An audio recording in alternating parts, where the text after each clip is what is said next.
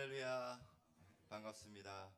복된 주일 아침 예배 자리에 나오신 모든 성도님들 주님의 이름으로 환영하고 축복합니다. 오늘은 특별히 가족 주일입니다. 가정은 하나님께서 이 땅에 만드신 가장 작은 천국이라고 하였습니다. 때로는 힘들고 또 지칠 때도 있지만 여전히 우리를 신실하게 붙드시는 하나님의 사랑이 우리 선진교회 가족 모두에게 임하시기를 소망합니다. 이 시간 다 같이 찬양하며 예배 자리에 나가시겠습니다. 찬송가 65장 찬송하시겠습니다.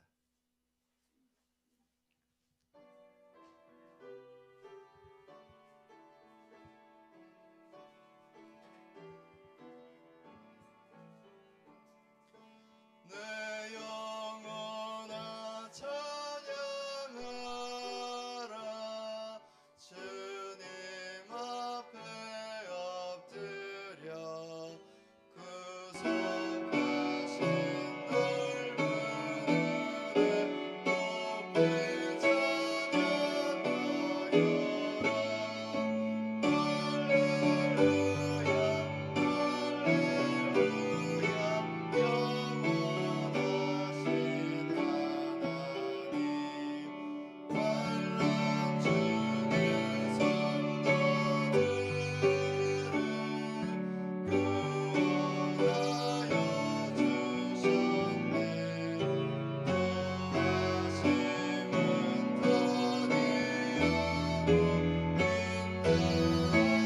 더디하고 인내하심 넘치네. 할렐루야 할렐루야 신실하신 하나님 불이 약함하시는 주 항상 지켜주시고 인자하신 그 손으로 보호하여 주시니. 할렐루야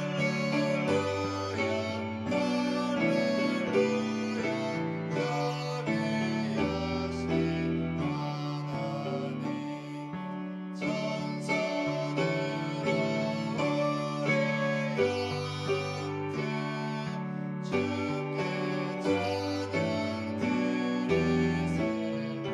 성도들아 모두 모여 주께 감사하여라.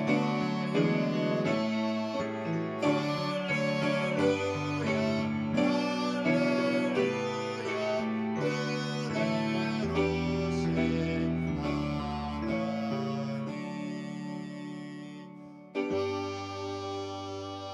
아멘. 찬송가 270장 찬송하시겠습니다.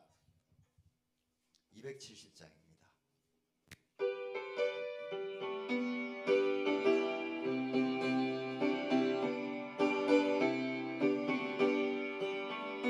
연창은 주님의 사랑과 거룩한 보혈의 공로를 우리 다 찬양을 합시다.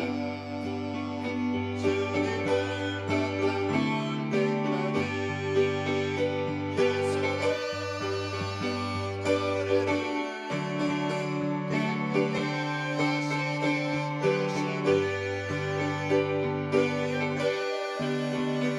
우리를 눈보다 더이게 하셨네.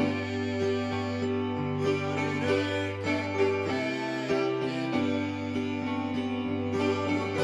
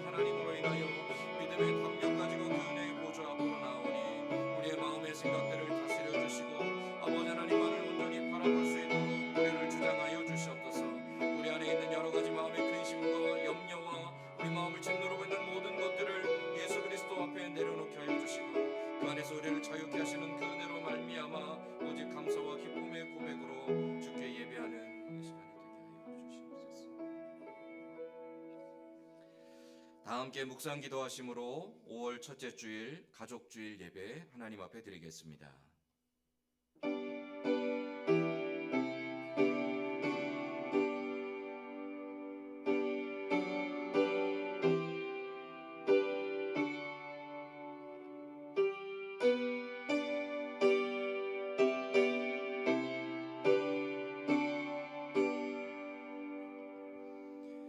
우리 아들들은 어리다가 장성한 나무들과 같으며 우리 딸들은 궁전의 양식대로 아름답게 다듬은 모퉁이 돌과 같으며 우리의 곳간에는 백곡이 가득하며 우리의 양은 들에서 천천과 만만으로 번성하며 우리 수소는 무겁게 실었으며 또 우리를 침노하는 일이나 우리가 나아가 막는 일이 없으며 우리 거리에는 슬피 부르짖음이 없을진데 이러한 백성은 복이 있나니 여호와를 자기 하나님으로 삼은 백성은 복이 있도다.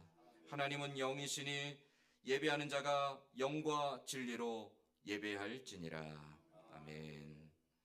아버지 하나님, 주께서 허락하신 귀한 삶을 살아가며 주께서 주시는 그 은혜와 힘으로 인하여 우리가 또 지난 한 주를 살고 오늘 거룩한 주일을 기억하여 주께 나오게 하심을 감사드립니다. 특별히 5월 첫 주일 가족주일을 맞이하며 우리의 가정이 믿음으로 든든히 서가기를 기대하고 소망하고 결단하며 주 앞에 예배하기를 원하오니 이 시간에도 사모하는 영혼을 만족해 하시고 줄인 영혼에게 주께서 예비하신 좋은 것으로 채워주시며 주를 향한 소망이 충만한 시간 될 수 있도록 은혜를 더하여 주시옵소서. 예배 모든 소를 주께 의탁하오며 예수님의 이름으로 기원하옵나이다. 아멘. 다 함께 자리에 일어나서 찬송가 21장 찬송하겠습니다.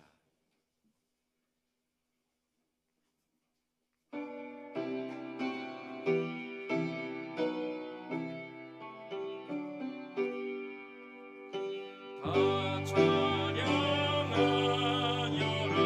전능한 창조의 주께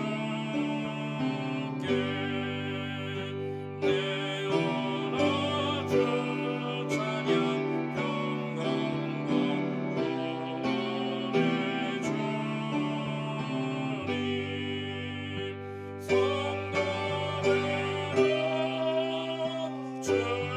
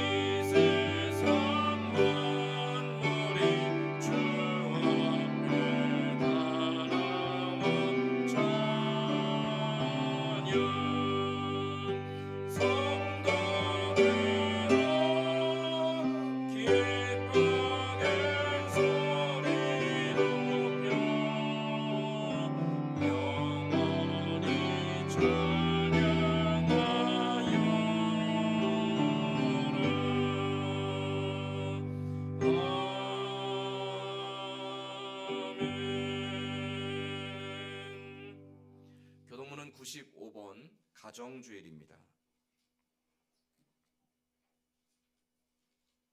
교동문 95번 가정주일입니다. 내가 사람의 방언과 천사의 말을 할지라도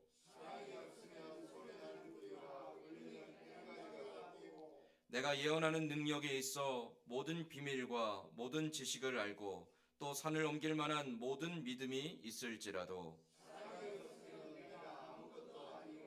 내가 내게 있는 모든 것으로 구제하고 또 내 몸을 불사르게 내줄지라도 사랑은 오래 참고 사랑은 온유하며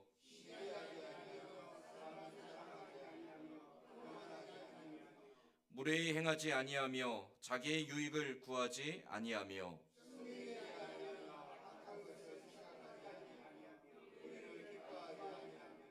진리와 함께 기뻐하고 모든 것을 참으며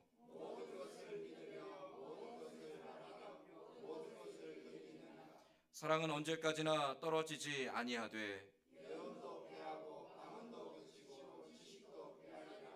그런즉 믿음, 소망, 사랑 이 세 가지는 항상 있을 것인데 그 중에 제일은 사랑이라.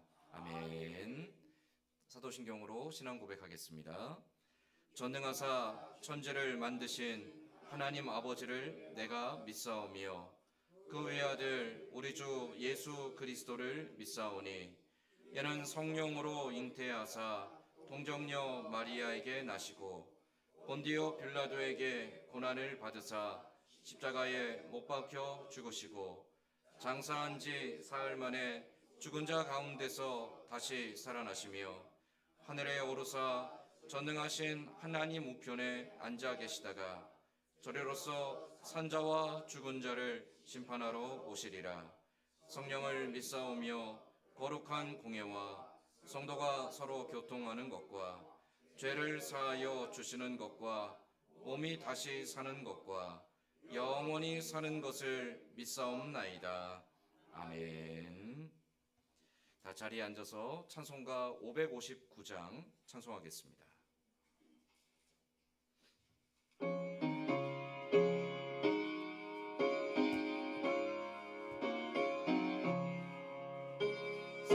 사천의 봄바람 불어있고 하나님 아버지 멈추시니 믿음의 완성도 든든하다 우리 지칠 omzalira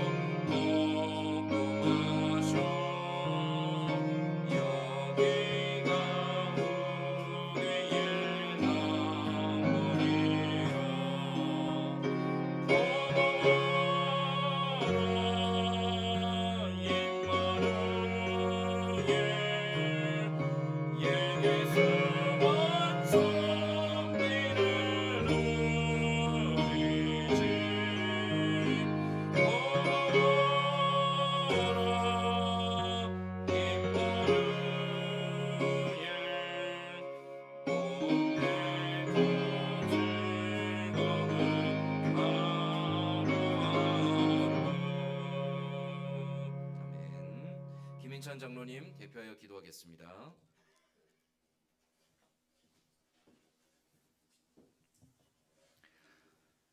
사랑과 은혜가 풍성하신 하나님 아버지, 만물이 푸르게 생명력을 더해가는 실록의 계절에 우리를 거룩한 주의 성전에 불러주시니 감사합니다.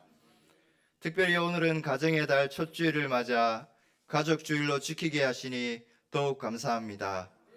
우리 삶의 기초가 되는 가정을 세워주시고 귀한 믿음의 공동체로 묶어주신 주님의 섭리를 찬양합니다. 지난 한 주간도 주님의 은혜 속에 살았음에도 불구하고 우리 가정이 주님이 주인 되시는 초소가 되지 못했음을 고백합니다. 가족 간의 사랑보다 고집을, 잘못을 이해하기보다 비난을 앞세웠던 연약함을 용서하여 주시옵소서. 하나님의 말씀으로 자녀를 양육하고 부모를 공경하기보다 세상의 가치관에 휘둘려 판단하려 했던 우리의 허물을 이 시간 예수 그리스도의 보혈로 깨끗이 씻어 주시옵소서. 가정의 주인 되시는 주님, 이 땅의 모든 가정이 주님의 기쁨이 되게 하옵소서. 우리에게 선물로 주신 자녀들이 하나님을 경외하는 지혜를 갖게 하시고 세상의 거센 풍파 속에서도 흔들리지 않는 믿음의 용사로 자라나게 하옵소서. 믿음의 유산을 전수하는 부모들이 영적 제사장의 사명을 감당하게 하시고 육신의 강건함과 평강을 허락하여 주시옵소서. 이 기쁜 날에 더욱 외로움을 느끼는 홀로 된 이웃과 깨어진 가정들을 위로하여 주시고 우리 교회가 그들의 따뜻한 영적 가족이 되어 사랑을 나누게 하옵소서. 이 나라와 민족을 긍휼히 여겨 주시어 갈등과 분열이 사라지고 화평의 복이 임하게 하옵소서. 특별히 우리 교회가 이 지역 사회 속에서 복음의 등불이 되게 하시고 모든 세대가 어우러져 하나님 나라를 꿈꾸는 건강한 공동체가 되게 하옵소서.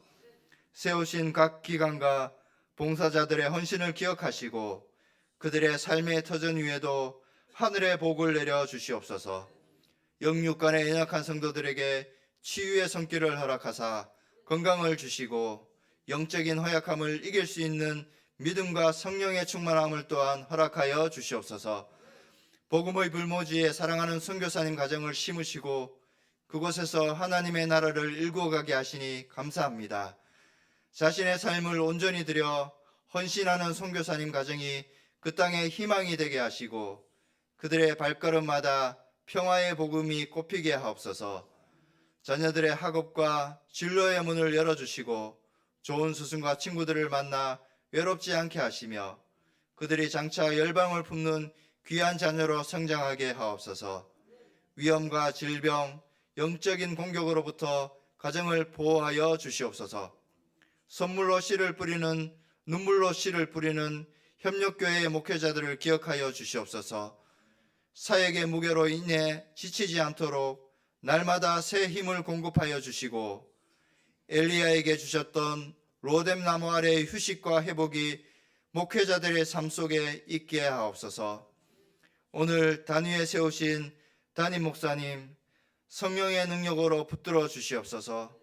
선포되는 말씀을 통해 우리 가정이 치유되고 막혔던 담이 무너지며 오직 주님 안에서 하나 되는 역사가 일어나게 하옵소서. 예배의 시종을 주님께 위탁하며 우리 가정의 참 주인 되시는 예수 그리스도 이름으로 간절히 기도드립니다. 아멘. 아멘.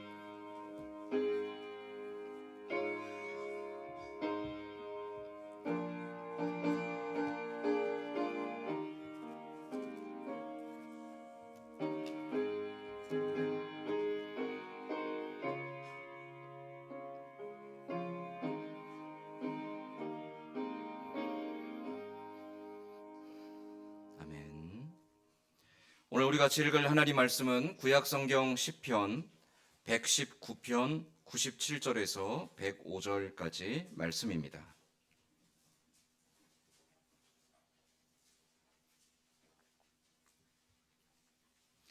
제가 가진 성경은 구약성경 894페이지에 있습니다. 시편 119편 97절에서 105절까지 말씀입니다.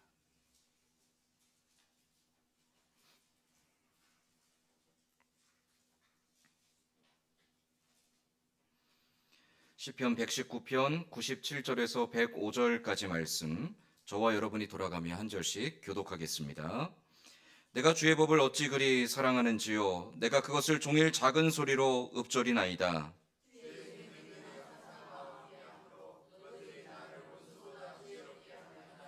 내가 주의 증거들을 늘 읊조림으로 나의 명철함이 나의 모든 스승보다 나으며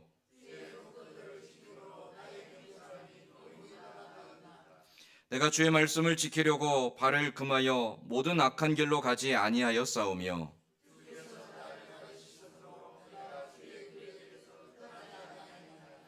주의 말씀의 맛이 내게 어찌 그리 단지요, 내 입에 꿀보다 더 다나이다.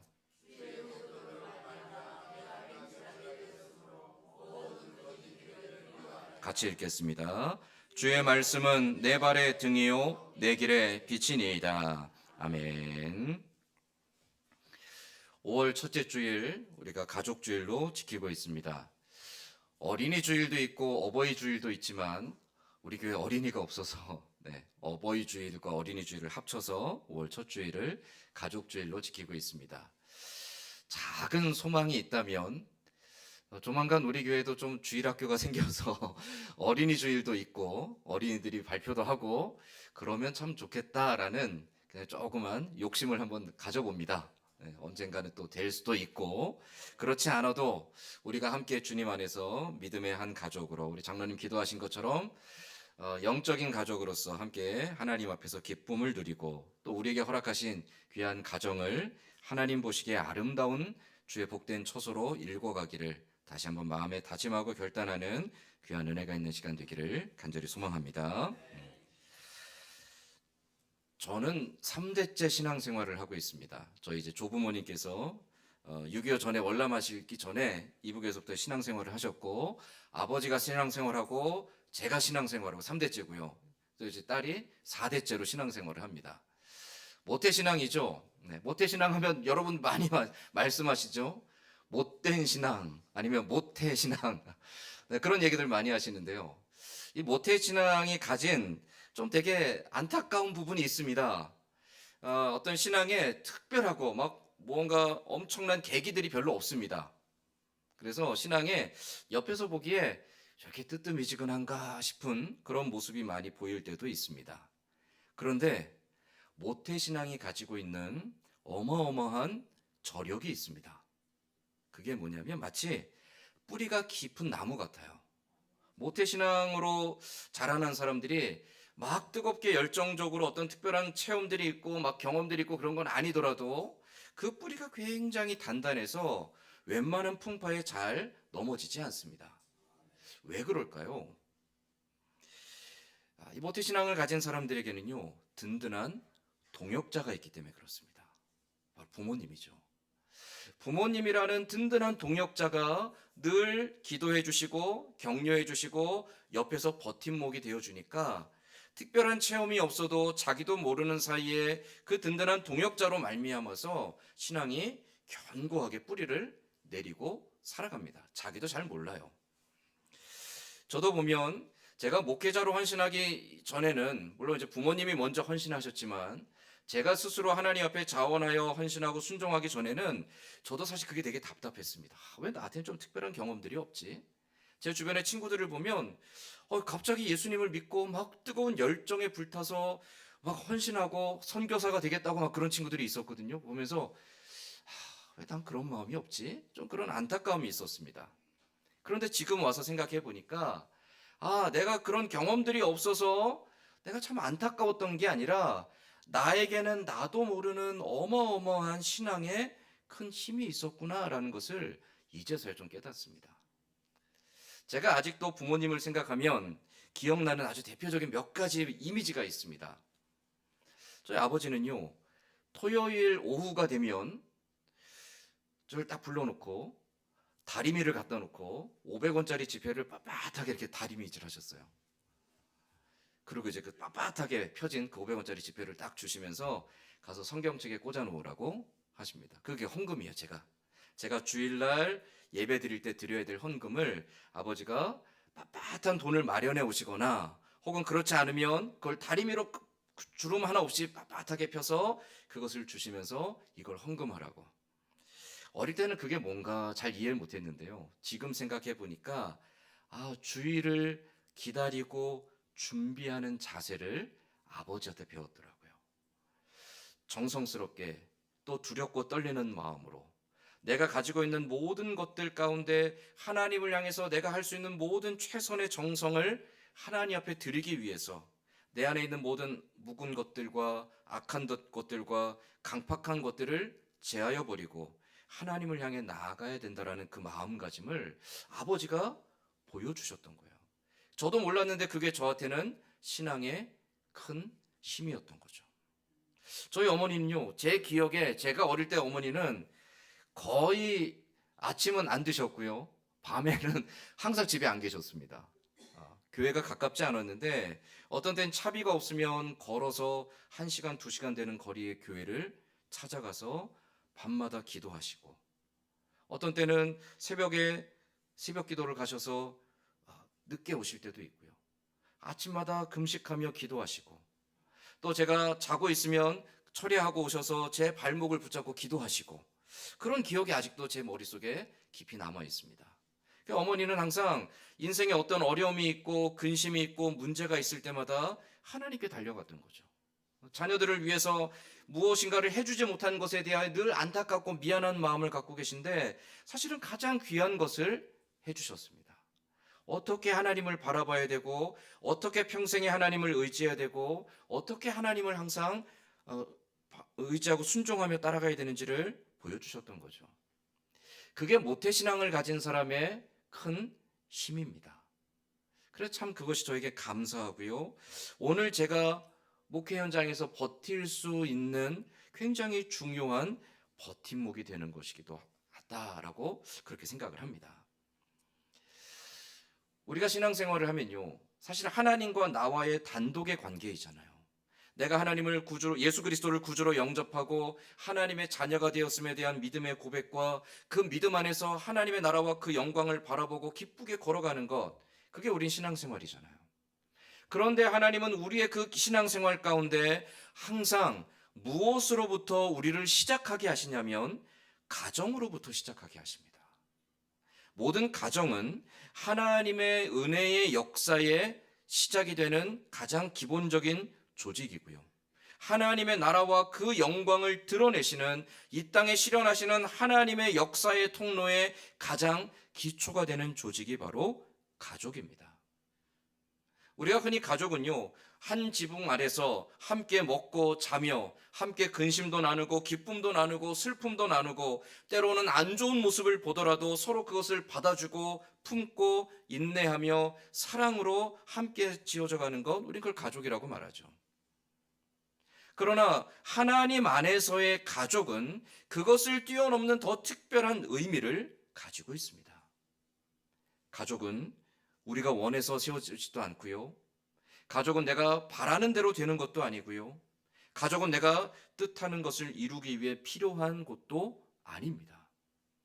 믿음의 사람들에게 있어서 가족의 가장 중요한 이유는 하나님께서 세워주시고 하나님께서 함께하게 하시고 하나님께서 그 가족을 통하여 하나님의 나라를 향해 함께 걸어가는 동역자가 되게 하셨다라는 데 가장 중요한 의미를 가지고 있다는 거죠. 오늘 가족주의를 맞이하면서 우리 성도들의 가정이 이와 같이 하나님 안에서 함께 지어져 가며 함께 하나님의 나라와 그 영광을 바라보며 함께 그 나라와 영광을 위해 기쁘게 걸어가는 동역자로서 세워지기를 주님의 이름으로 간절히 소망합니다. 그러면서 오늘 이 시편 119편의 말씀을 통해서 믿음 안에서 온전하게 세워지는 가정을 위해 우리의 가정들에게 또 우리의 인생에 필요한 것이 무엇인가를 함께 생각해 보려고 합니다. 오늘 시편 119편 말씀은요, 성경에 있는 모든 말씀들 중에서도 특별히 하나님의 말씀, 우리 흔히 이제 성경, 구약에서는 율법, 계명이라고도 하죠. 하나님의 말씀에 대하여 시편 기자가 가장 길고 정확하고 풍성하게 고백한 내용입니다. 시편 119편 전체가 하나님께서 주시는 말씀에 관하여 고백하고 있다는 거죠. 노래하고 있습니다. 왜 시편 119편에서 시편 기자인 다윗은 하나님의 말씀, 하나님의 계명, 하나님의 율법에 대해서 그렇게 많은 부분을 할애해서 노래하며 고백했던 걸까요? 우리가 아는 바와 같이 시편 기자인 다윗의 인생은 평탄하지 않았습니다. 그가 왕으로서 40년을 다스렸지만 그 왕이 되기 이전에 그의 인생은 고난과 역경의 시간이었죠. 분명 하나님의 부름을 받고 하나님께 기름 부음을 받았습니다. 왕이 될 거라는 약속도 받았습니다. 그러나 약속을 받은 이후에 다윗의 인생은요, 정말 너무나 곤경에 빠진 고통스럽고 괴로운 삶이었습니다. 자기가 섬기는 왕에게 미움을 받고요, 오해를 받습니다. 도망을 다녀야 됩니다. 자기가 그렇게 충성을 바쳤던 왕이 자기를 미워하여 죽이려고 합니다. 그 왕에게 오해를 받고 도망 다녀야 되는 사람. 혹시라도 내가 길을 가던 중에 나를 알아보는 사람이 있으면 그가 나를 밀고 하지 않을까 두려워서 사람들을 피해서 들에서 산에서 숨어 지내야만 했던 사람. 자기 가족도 편안하게 만날 수 없었고요. 자기가 마음을 나누던 친구 요나단과도 함께 동행할 수 없는 인생을 살아야만 했습니다. 그렇게 왕이 되기 이전에 그는 하나님의 약속을 받았음에도 불구하고 알 수 없는 인생의 두려움과 절망감 속에서 살아가게 됩니다. 그러나 그 절망과 두려움 속에 살아가는 그 다윗의 고백들은 하나도 절망이 아닙니다. 절망을 노래하지 않아요.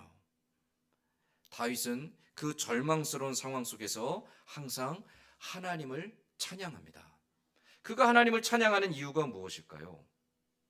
그것은 바로 하나님의 말씀으로부터 나에게 주신 하나님의 약속과 그 약속을 이루시는 하나님의 신실하심에 대한 믿음이 있었기 때문이라는 거죠. 그것을 고백하는 내용들 중에 정수가 바로 시편 119편의 내용입니다.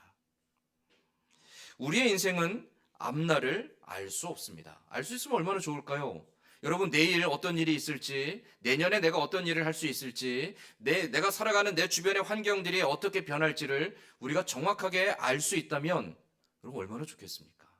근데 알 수 없어요. 뜻하지 않는 일들이 일어나고요. 원치 않는 일들이 일어나고요. 나를 괴롭게 하고 고통스럽게 하는 일들이 나를 짓누를 때도 있고요. 정말 내가 감당하기 어려운 인생의 고난과 아픔과 시련 때문에 마음이 무너지고 짓눌려서 정말 살고 싶은 소망이 사라질 때가 있습니다. 그런데 그러한 우리들의 인생 가운데 하나님의 말씀은 분명하게 우리에게 가르쳐주고 계신 바가 있습니다. 그것이 무엇일까요? 시편 119편 105절 말씀입니다. 자, 우리 105절 말씀 다시 한번 같이 읽어보겠습니다. 주의 말씀은 내 발의 등이요 내 길의 빛이니이다. 아멘. 주의 말씀은 내 발의 등이고 내 길의 빛이니이다. 여러분, 지금은 전기가 들어와서 세상이 밝잖아요. 우리 동네는 여전히 시골이라 그런지 저녁 되면 깜깜합니다. 가로등이 우리 교회 앞에 있는 가로등이 꺼졌다 켜졌다 그렇게 반복하거든요. 아직도 수은등이라. 저 가로등이 딱 꺼지면요, 깜깜합니다. 저희 집에서 교회 정문 앞에 뭐가 지나가는 게 안 보여요. 그렇게 깜깜한 어두운 밤, 우리가 칠흑 같다라는 표현하죠. 깜깜하여서 아무것도 보이지 않는 밤. 전기가 없던 시절에는요, 그 어두운 밤을 비추는 유일한 것이 등불입니다. 밖에 나갈 때 등불을 들고 나가요. 근데 그 등불은요, 넓게 비춰주지 않습니다. 등불은 들고 있는 사람의 바로 발 앞치마를 비춰줍니다. 시편 기자가 바로 그것을 고백하고 있죠. 주의 말씀은 내 걸어가는 발의 앞길을 보여주는 내 발의 등입니다. 그리고 내 어두운 인생의 길을 비춰주시는 빛입니다. 시편 기자는 이 고백을 통해서 하나님, 주의 말씀을 따라갈 때만이 두렵고 불안한 내 인생에 위안을 얻고 안식을 얻고 참된 평안을 얻을 수 있습니다라고 고백하고 있다는 거죠. 하나님의 말씀이 등불인 이유는 하나님만이 우리의 인생을 아시는 분이기 때문에 그렇습니다. 우리의 믿음의 고백을 따라 우리는 하나님을 창조주로 고백합니다. 하나님이 나를 지으셨고 나의 인생의 모든 것들을 계획하시고 그 계획하신 것을 하나님의 선하신 뜻대로 이루시는 분이죠. 내가 어떤 길을 걸어가야 될지, 내가 앞으로 걸어가는 그 인생의 길에 어떤 것이 있을지 우리는 알지 못하지만 하나님은 알고 계신다라는 거예요. 근데 그 알고 계시는 하나님이 우리를 어떻게 하시냐면 고아와 같이 버려두시는 게 아니라 우리와 늘 함께 하시며 우리를 손을 맞잡아 주시고 우리보다 한 걸음 앞서 행하시며 우리의 가는 걸음걸음을 지도해 주신다라는 거죠. 그 하나님의 인도하심과 지도하심을 우리가 어떻게 알 수 있습니까? 그것을 알려주시기 위해 우리에게 주신 것이 바로 하나님의 말씀이라는 거죠. 하나님의 말씀을 통하여서 우리는 하나님이 어떤 분인지, 하나님이 우리에게 어떤 일을 이루시는지를 우리는 알 수 있습니다. 바꿔 말하면 하나님의 말씀을 알지 못하면 우리는 하나님을 알 수 있을까요? 없을까요? 알 수 없습니다. 하나님의 말씀을 알지 못하면 하나님이 내 인생 가운데 어떤 일을 이루실지 우리는 알 수 없습니다. 하나님의 말씀을 알지 못하면 내 인생의 모든 두려움과 염려와 근심들을 덜어낼 수가 없습니다. 우리가 흔히 내가 기도하면, 내가 열심히 봉사하면, 내가 열심히 찬송하면, 내가 열심히 인생에 땀 흘려 수고하면 내 인생의 염려와 근심이 해결될 거라고 믿습니다. 근데 그렇지 않다라는 거죠. 내 인생은 내 뜻대로 되지 않습니다. 내 인생은 아버지께서 예비하신 길을 걸어가는 겁니다. 그렇기 때문에 인생의 참된 근심과 염려와 두려움을 덜어내기 위해서는 내 인생의 주인 되시는 아버지의 뜻을 알아야 됩니다. 그러기 위해서 우리는 주의 말씀을 늘 묵상하며 그 말씀을 마음속에 새기고 그 말씀을 의지하여 살아가는 믿음의 사람이 되어야 된다는 것이죠. 인생도 마찬가지고요, 가정도 마찬가지입니다. 여러분, 우리 가정에 늘 좋은 일만 있고 기쁜 일만 있고 행복함만 가득하고 늘 풍요롭고 늘 모든 것이 만족스러우면 얼마나 좋을까요? 근데 그렇지 않죠. 때로는요, 갑작스러운 고민이 찾아올 때도 있고요, 질병으로 인해 아파할 때도 있고요, 뜻하지 않는 사고가 일어날 때도 있고요, 내가 정말 감당하기 어려운 인생의 괴로움들이 나를 고통스럽게 할 때도 있습니다. 가족들 사이에 불화가 일어나고 가족들 사이에 화목이 깨어지고 가족들 사이에 갈등하고 원망하고 불평하고 미워하는 일들이 얼마든지 일어날 수 있다는 거죠. 어떻게 풀어갈 수 있을까요? 어떻게 그 모든 인생의 무거운 짐들을, 이 가정 안에 일어나는 모든 아픔과 근심들을 해결할 수 있겠습니까? 사람으로는 할 수 없다라는 거죠. 그러나 오늘 시편 기자는 분명하게 우리에게 가르쳐주고 있습니다. 주의 말씀이 우리 발의 등이고 우리 길의 빛입니다. 주의 말씀이 우리 가정의 등이고 우리 가정의 빛입니다. 주의 말씀을 의지하여 살아갈 때 우리가 모든 환난과 근심을 면하게 되고 인생의 모든 염려와 아픔들을 이겨내고 진정한 평안과 위로를 얻을 수 있습니다라고 시편 기자가 우리에게 가르쳐주고 있습니다. 주의 말씀을 의지하여 그 말씀 안에서 하나님을 바라보고 따라가고 하나님 앞에서 진정한 위로와 평강을 누리는 귀한 믿음의 가정이 다 될 수 있기를 주님의 이름으로 간절히 소망합니다. 아멘. 주의 말씀이 우리 가정의 빛이고 등이라고 했는데, 그런데 여기에 우리가 두 번째로 기억해야 될 또 하나의 사실이 있습니다. 주의 말씀이 우리에게 등불이 되고 빛이 되어서 비춰주실 때 그 빛을 따라서 순종하며 따라가는 헌신과 노력이 필요합니다. 빛을 비추어 주시지만 그 빛을 향해서 나아가지 아니하면 빛이 아무리 비추어도 그 빛으로 인한 위로와 평안을 누릴 수가 없다라는 거죠. 그래서 시편 기자는 101절 말씀에서 이렇게 고백합니다. 시편 119편 101절 말씀에 내가 주의 말씀을 지키려고 발을 금하여 모든 악한 길로 가지 아니하여 싸우며. 하나님께서 빛을 비춰주셔서 무엇이 선한 것인지 무엇이 의로운 것인지 무엇이 하나님이 기뻐하시는 길인지를 비춰주신다라는 거예요. 알려주신다라는 거예요. 그럼 어떻게 됩니까?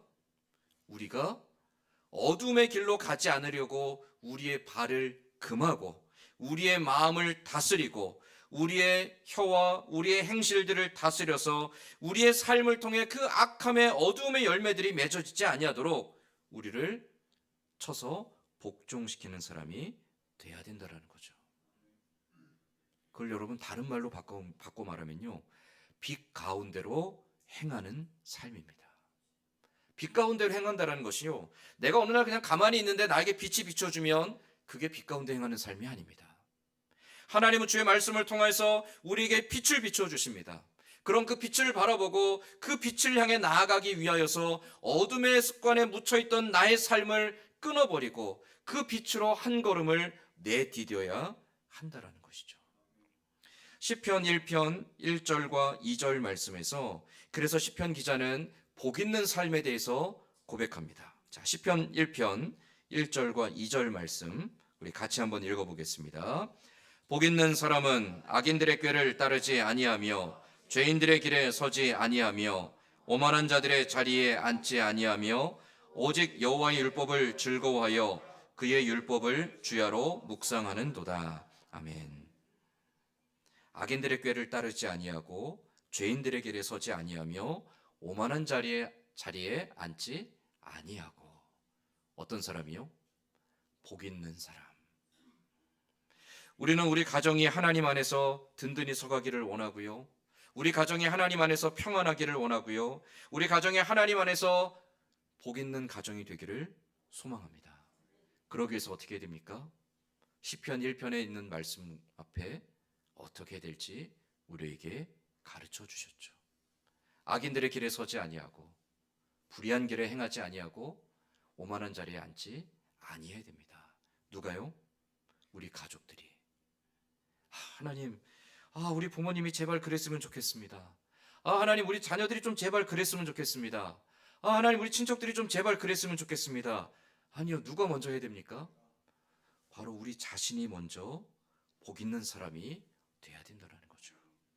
악인들의 꾀를 따르지 아니하고 세상 사람들이 다 옳다 한다 할지라도 그것이 하나님의 선하신 뜻이 아니라면 과감하게 포기할 수 있는 결단함이 있어야 되고요, 죄인들의 길에 서지 아니하고 그것이 때로는 나에게 기쁨이 되고 나에게 즐거움이 되고 나에게 위로가 된다 할지라도 그것이 하나님이 싫어하시는 길이라면 그 길을 포기할 수 있어야 되고요, 내 스스로를 자랑하고 내 스스로의 영광을 구하고 내가 얼마나 의롭고 거룩한 사람인지 드러내고자 하는 그 욕망들을 끊어버리고 하나님 앞에 겸손한 자가 돼야 된다는 거죠. 하나님의 말씀이 우리에게 그렇게 살아가도록 가르쳐 주시기니까. 그렇게 하나님 말씀 앞에 순종하며 살아가는 사람들이 복 있는 사람이요, 그러한 사람들이 함께 이뤄가는 가정이 복 있는 믿음의 가정으로 든든히 서갈 줄 믿습니다. 세 번째로 우리 가정, 믿음의 가정으로 세워가기 위해 한 가지 마지막으로 기억해야 될 것이 있습니다. 주의 말씀을 가르치고 지키는 일은 가족들 모두의 책임이라는 사실입니다.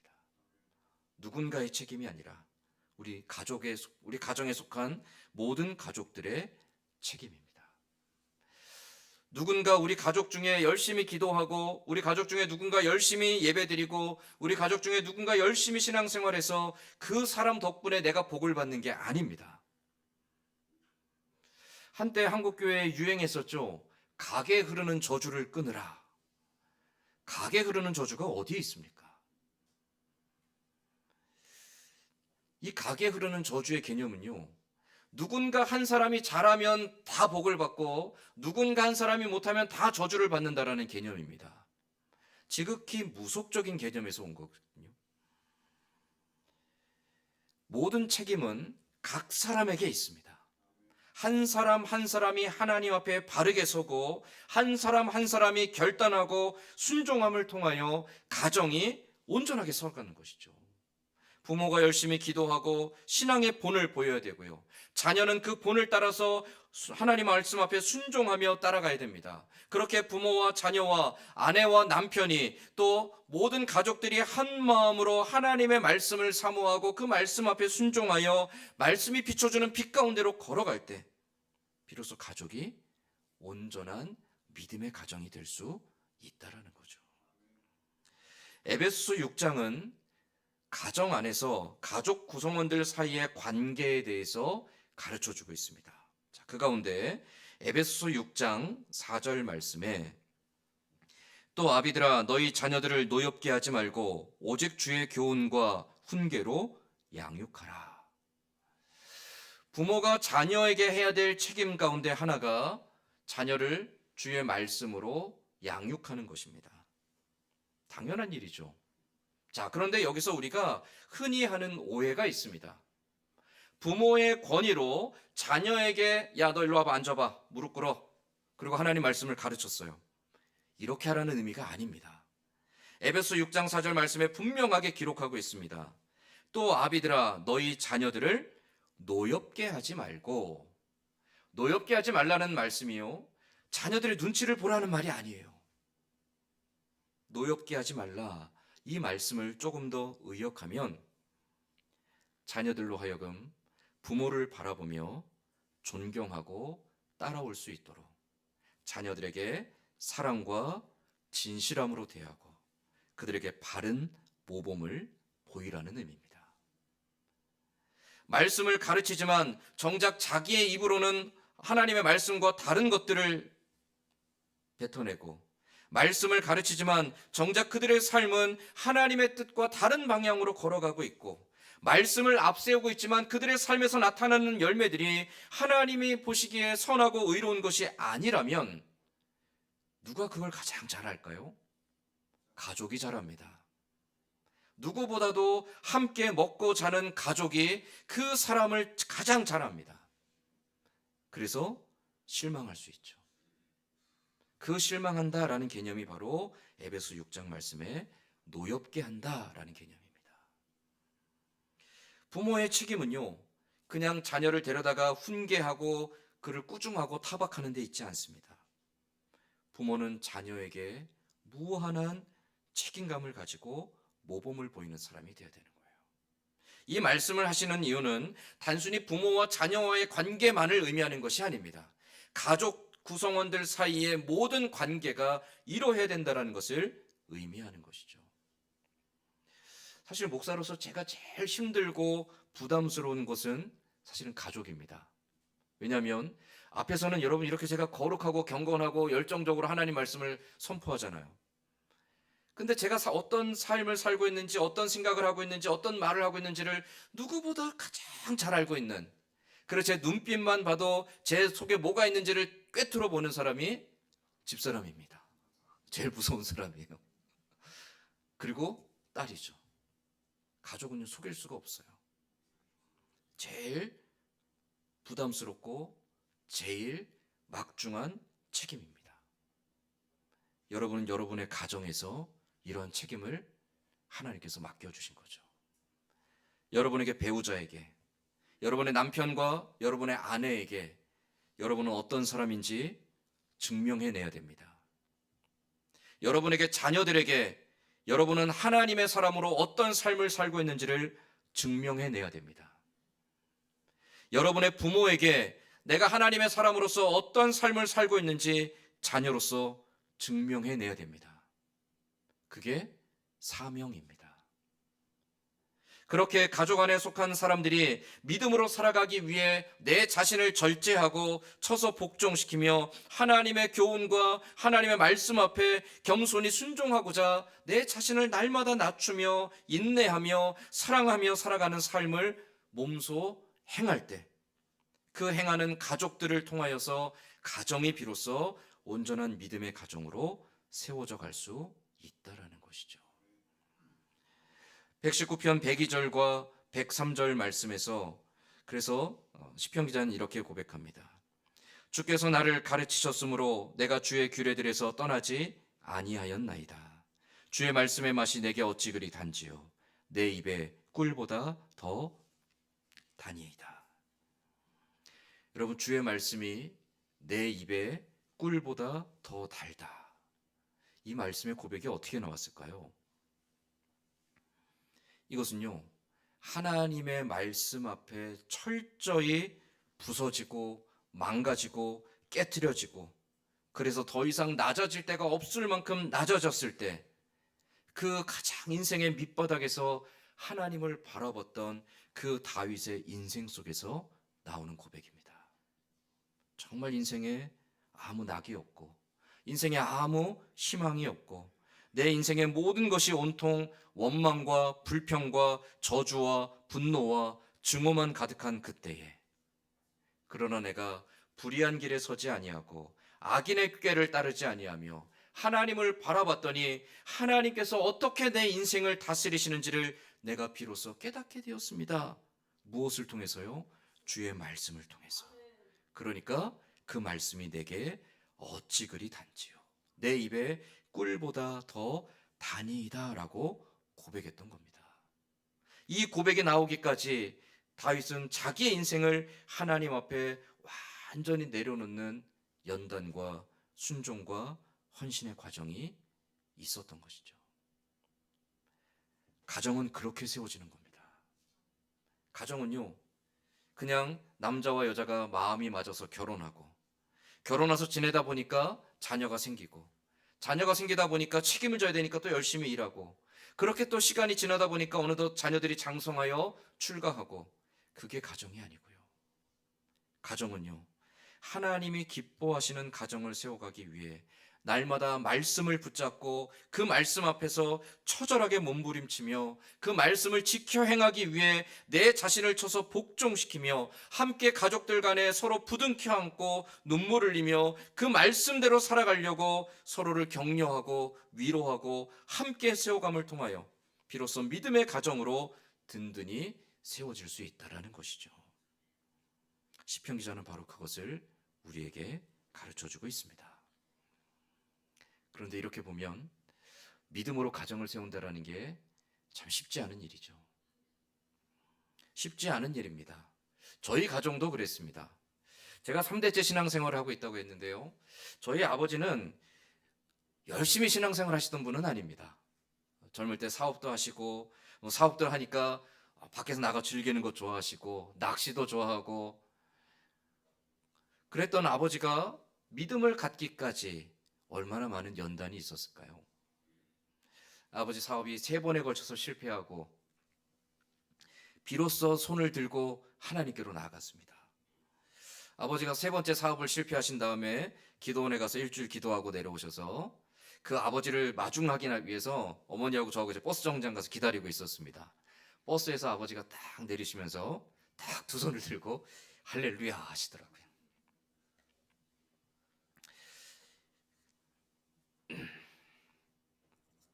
그 시간이 올 때까지 사실은 어머니가 10년, 20년 넘는 시간 동안을 매일 기도하셨습니다. 쉬운 일이 아닙니다. 언제 이루어질지 모릅니다. 믿음으로 가정을 세운다는 것이 그냥 자연스럽게 되는 일이 아닙니다. 우리가 믿음의 가정이 되고 하나님께서 우리 가정을 평안케 하시고 우리 가정을 위로해 주시고 우리 가정에 하나님께서 기쁨이 충만케 하시고 아내와 남편이 서로 화목하고 부모와 자녀 간의 우애가 화목하고 형제 간의 우애가 있고, 여러분 그게 그냥 되지 않습니다. 돈으로도 되지 않고요, 어떤 것으로도 되지 않습니다. 그렇게 되기 위해서는 끊임없는 눈물과 헌신의 시간들이 필요합니다.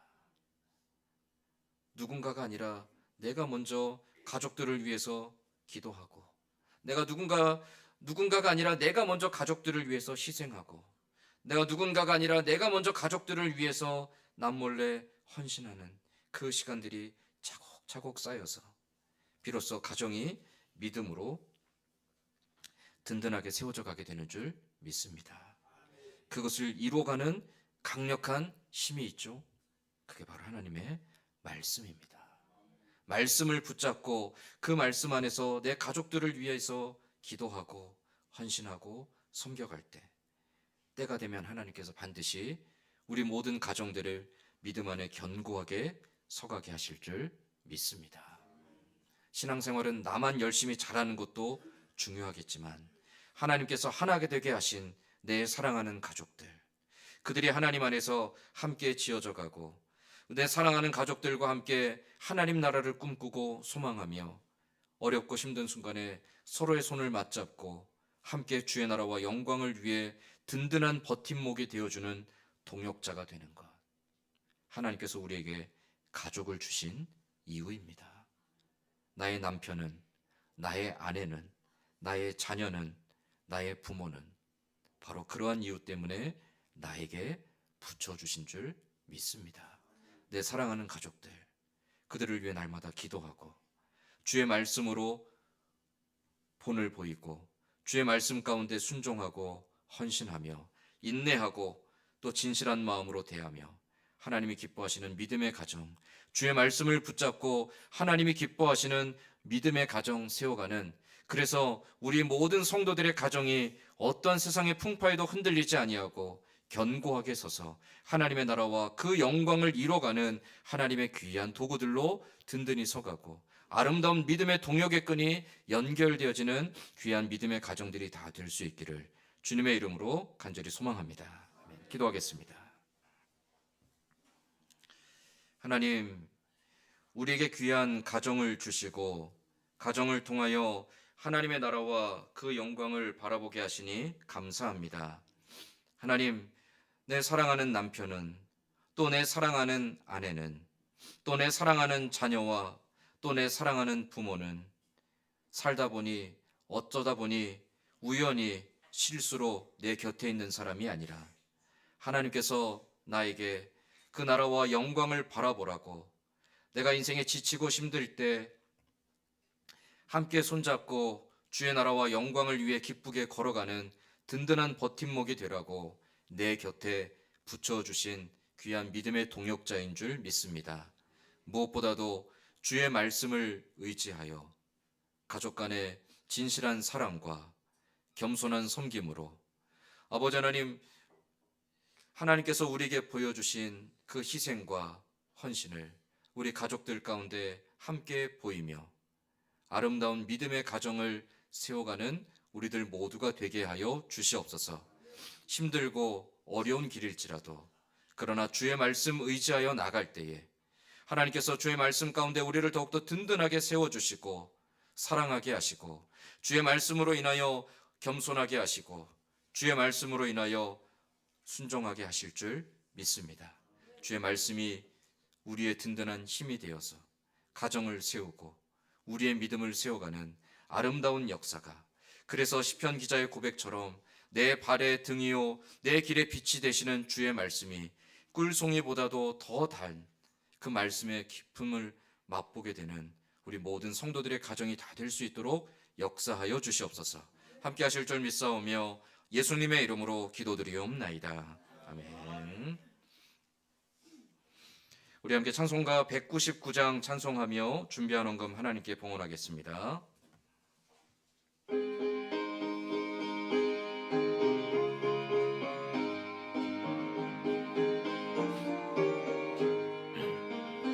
나의 사랑하는 책 비록 헤어졌으나 어머니의 무릎 위에 앉아서 재미있게 듣던 말 그때를 내가 잊지 않고 기억합니다. 귀하고 귀하다 우리 어머니가 들려주셨던 재미있게 듣던 말 이 책 중에 있으니 이 성경 심히 사랑합니다. 옛날 용맹스럽던 다니엘의 경험과 유대 임금 다윗 왕의 역사와 주의 선지 엘리야 바람 타고 하늘에 올라가던 일을 기억합니다. 귀하고 귀하다 우리 어머니가 들려주시던 재미 듣던 말 이 책 중에 있으니 이 성경 심히 사랑합니다. 예수 세상 계실 때 많은 고난 당하고 십자가에 달려 죽임 당하니 어머니가 읽으며 눈물 많이 흘린 것 지금까지 내가 기억합니다. 귀하고 귀하다 우리 어머니가 들려주시던 재미있게 듣던 말 이 책 중에 있으니 이 성경 심히 사랑합니다. 그때 일은 지나고 나의 눈에 환하고 어머니의 말씀 기억하면서 나도 시시때때로 성경 말씀 읽으며 주의 뜻을 따라 살려합니다. 귀하고 귀하다 우리 어머니가 들려주시던 재미있게 듣던 말 이 책 중에 있으니 이 성경 심히 사랑합니다. 기도하겠습니다. 하나님 감사합니다. 주께서 주시는 은혜가 우리를 살게 합니다. 하나님 앞에 늘 연약하고 부족하지만 사랑하는 주의 백성들을 잊지 아니하시고 때를 따라 필요한 것들을 채우시며 인생의 걸음걸음을 인도하여 주시니 감사드립니다. 하나님의 그 은혜와 사랑에 감사하며 오늘도 주님 앞에 나와 예배할 때 우리의 마음과 뜻과 정성을 모아 아버지 앞에 준비한 예물 드립니다. 나의 주신 모든 것이 주께로부터 왔음을 고백하며 주신 것의 10분의 1을 떼어 믿음의 고백을 담아 예물로 드립니다. 감사한 제목들이 있어 기도의 제목을 담아 아버지 앞에 예물로 드립니다. 선교하는 일들과 또 교회를 세워가는 일을 위해 작정한 바대로 예물을 드리며 아버지 앞에 서원한 바가 있어 또한 예물을 드립니다. 주께 드려진 예물이 그 나라와 그 영광을 위해 또 주의 몸된 교회를 위해 귀하게 사용되어질 수 있도록 선한 양심과 선한 지혜로 인도하여 주시옵소서. 드린 손길들 또한 드리고 싶지만 더 드리지 못한 손길까지도 기억하시며 그 손과 가정과 생업의 터전 위에 함께 하시는 하나님으로 인해 감사와 기쁨이 충만한 삶 될 수 있도록 은혜를 더하여 주시옵소서. 변함없는 사랑으로 함께 하심을 감사드리며 예수님의 이름으로 기도드리옵나이다. 아멘. 기도하겠습니다. 우리 주 예수 그리스도의 은혜와 하나님 아버지의 크신 사랑하심과 성령의 감화감동 교통하시는 은혜가 하나님의 말씀을 의지하여 어떠한 삶을 살아가야 될지 결단하며 하나님 말씀 의지하여 가족들을 더욱더 사랑하며 하나님 말씀 의지하여 하나님이 기뻐하시는 길을 걸어가고자 내 스스로 먼저 본이 되고 내 스스로 먼저 헌신함을 통해 가족들을 믿음으로 더욱더 격려하고 믿음으로 더욱더 권고하며 믿음 안에서 강건한 믿음의 가정으로 세워가기를 소망하는 고개 숙인 모든 주의 백성들 위에와 이 자리에 함께하지 못한 사랑하는 성도들과 멀리 타지에 나가 있는 가족들 위에 오늘도 영육간의 연약함 속에서 하나님의 위로와 치료와 회복의 은혜를 구하는 주의 백성들과 선교지에서 복음 들고 수고하는 선교사님들과 북녘 땅의 우리 동포들 그리고 이 나라 민족과 우리 교회 위에 이제로부터 영원토록 함께 있을지어다. 아멘.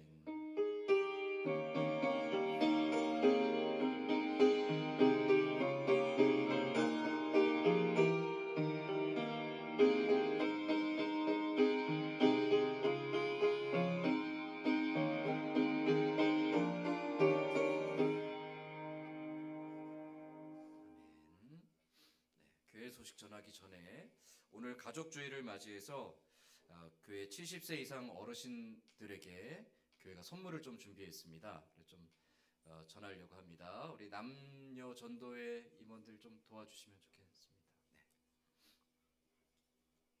네. 우리 어르신들한테 필요할 것 같아서 네, 심사숙고해서 골랐습니다. 네, 아프실 때 붙이시라고 파스 준비했습니다.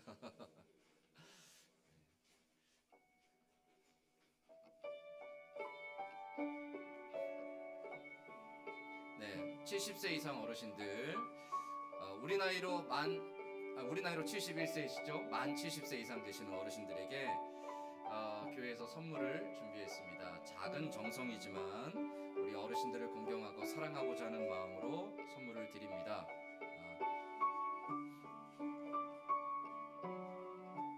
혹시 나는 아직 70세가 안 됐는데 왜 선물을 주시나 하시는 분 안 계시죠? 네. 혹시 나는 70세가 넘었는데 왜 안 주지 하시는 분 있으면 손 들어주세요. 네. 혹시 빠뜨렸을 수도 있습니다. 네. 다 받으셨나요?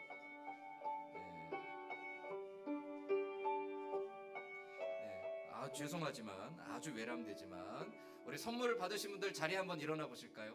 네, 불편하신데 죄송합니다. 선물을 받으신 분들 자리에 한번 일어나 보겠습니다. 제가 원래 미리 얘기를 안 했는데 혹시 아주 먼 날 반주가 될까요?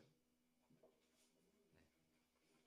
우리 어르신들 우리 교회의 어른이고 또 우리 인생의 선배인데 하나님께서 우리 어르신들의 삶을 평안하게 하시고 또 강건하게 하시고 외롭지 않게 하시기를 우리가 소망하며 늘 어르신들의 강건함을 위해서 함께 기도할 수 있었으면 좋겠습니다. 우리 아주 먼 날 찬양하면서 우리 어르신들을 우리 온 마음을 다해서 한번 서로 축복했으면 좋겠습니다.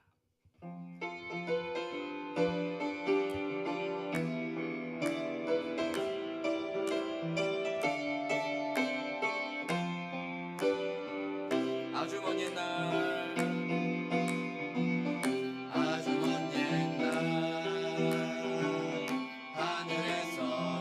당신을 향한 계획이 있었죠. 당신을 향한 계획이 있었죠. 하나님께서 바라보시며 좋았더라고 말씀하셨네. 이 세상 그 무엇보다 귀하게 나의 손으로 창조하였노라.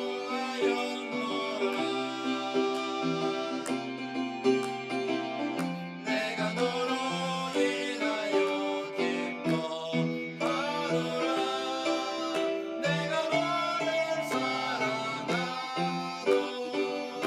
자, 우리 어르신들을 향해 손을 내밀어 축복하겠습니다.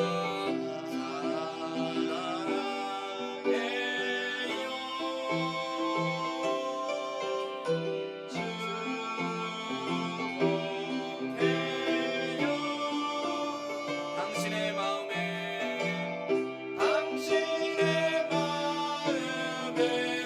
우리의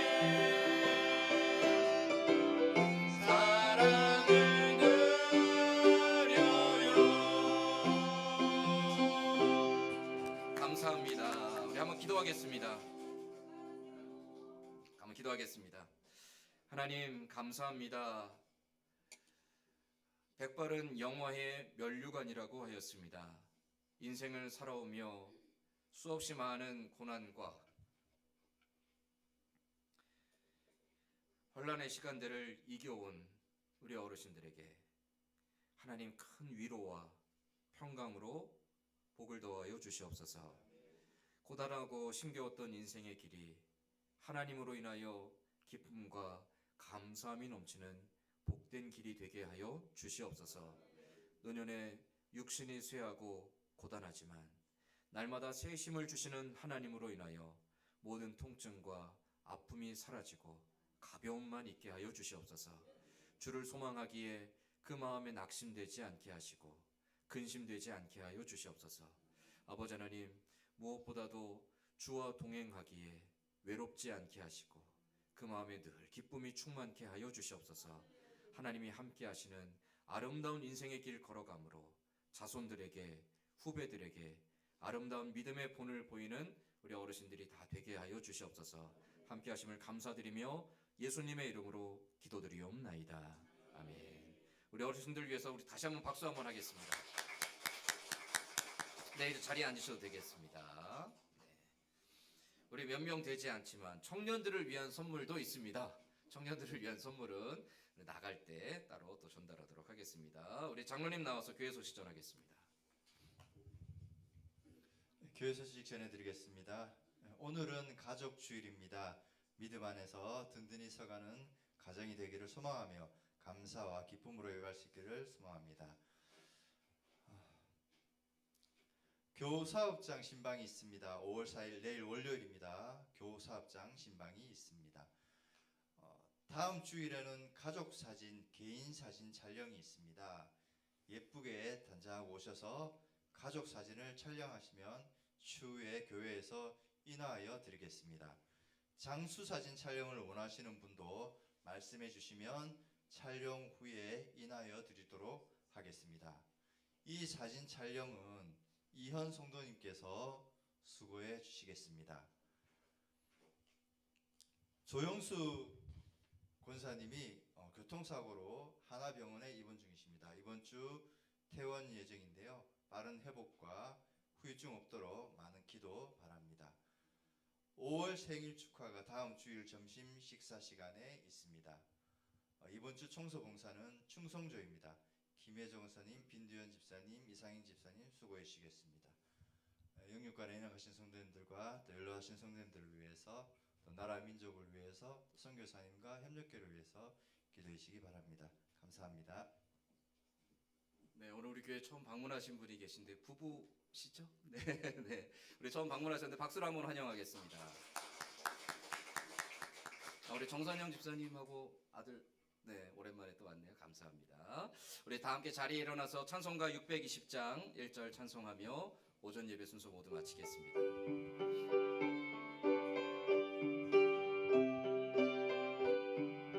믿음 안에서 영적인 가족된 우리들 서로를 축복하며 찬양합니다.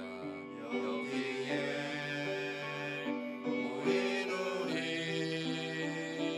주의 은총 받은 자여라.